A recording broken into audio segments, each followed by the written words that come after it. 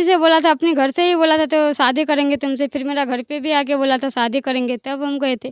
फिर मुंबई से वो फ़ोन किया था तो बोला स्टेशन में आ गए थे, उनका अपना अपना लड़का को भेज दिया। घर से ही बोला था तो शादी करेंगे तुमसे। फिर मेरा घर पे भी आके बोला था शादी करेंगे, तब हम गए थे।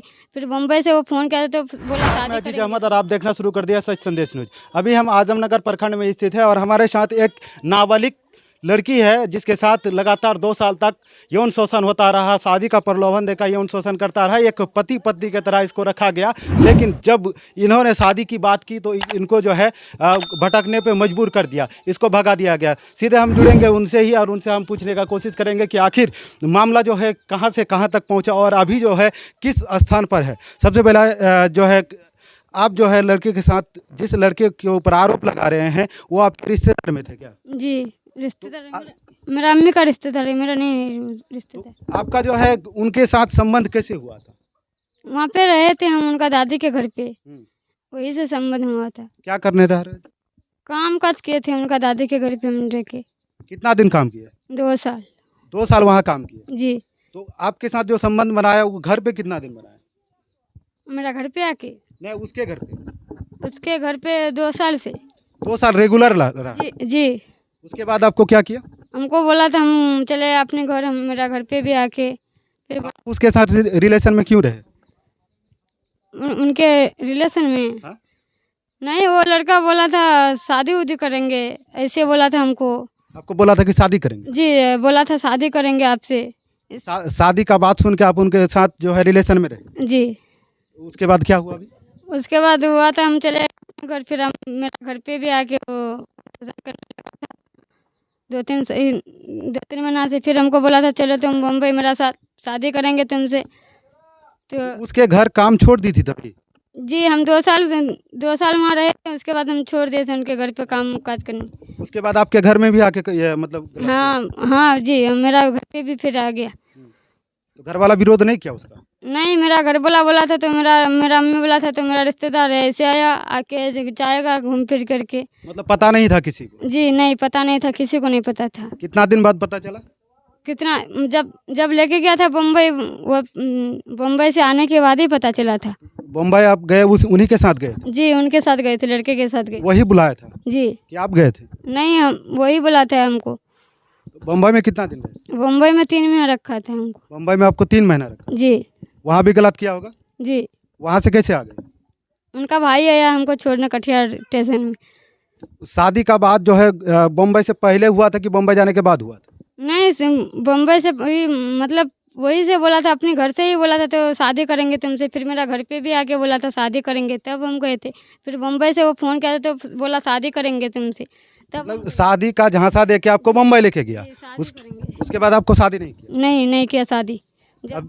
जब हम बोले थे शादी कर लो, वो बोला करेंगे शादी, आज करेंगे कल करेंगे, ऐसे वो डेट देते रहा हमको और शादी भी नहीं किया। वो बोला था किसी के पास बोलोगे तो जान मार को फेंक देंगे। कौन बोल रहा था? लड़का ही बोला था। क्या नाम है लड़का का? लड़का का नाम न्याज है। तो कहाँ पे जब बम्बई में बोला कि आप अगर किसी को बताइएगा तो हम जान से मार देंगे, जी ये घर पे? नहीं, मुंबई में बोला था ये सब बात। वो बोला घर पे शादी करेंगे तुमसे, तुम चलो मेरा साथ मुंबई।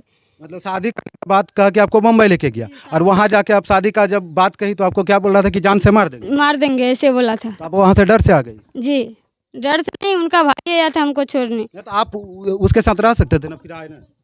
उनके साथ उनका मम्मी पापा तो लेके चले गए, हम कैसे रहेंगे वहाँ पे अकेले? तो किसको लेके चले? लड़का को।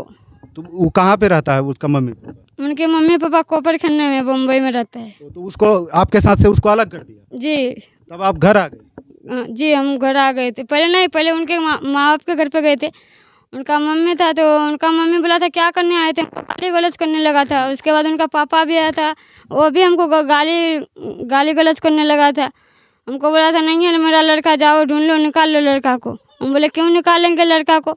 उनका पापा भी आया था, हमको बोला था तुम चले जाओ। हमको धक्का मार के वहाँ से निकाल दिया अपने घर से।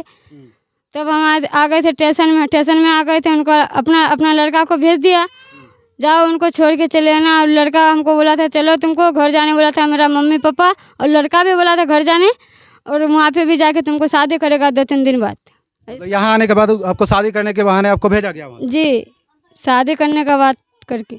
मतलब शादी करने का बोला था कि घर चले जाओ, वहाँ पे जाकर शादी कर लेंगे। शादी हुई? नहीं नहीं हुई शादी, अब तो नहीं हुई शादी।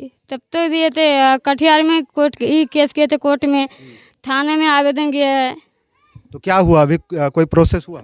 अभी नहीं, अभी कुछ नहीं होता है। क्या मांग करते हैं? हम क्या मांग करते हैं, उनसे शादी चाहते हैं। उनसे शादी करना चाहते जी उनसे। हैं? वो शादीशुदा है क्या? नहीं नहीं, शादी नहीं है, कुमार है, अभी अभी भी नहीं हुआ शादी। उसका शादी नहीं हुआ? जी नहीं। आप उनसे शादी करना चाहते हैं? जी शादी करने चाहते। तो कहाँ कहाँ आवेदन दिया? आजमनगर में दिए थे, आजमनगर में दिए थे, तो आजमनगर का बड़ा बाबू तो कुछ करता ही नहीं। कुछ नहीं किया? नहीं नहीं किया। अब फिर कोर्ट में दिए? जी कोर्ट में किए थे अभी केस। यानी कि 2020 से लगातार आपके साथ यौन शोषण होता रहा है ना? जी 2022 में आके केस किए? जी 2022 में केस किए थे। 1 साल हो गया केस का। जी 1 साल हो गया। तो लड़का भी घर पे है कि कहाँ पे? लड़का नहीं, पता नहीं, बम्बई में है लड़का, पता नहीं कर। बातचीत होती है? नहीं, बातचीत नहीं होती है हमसे।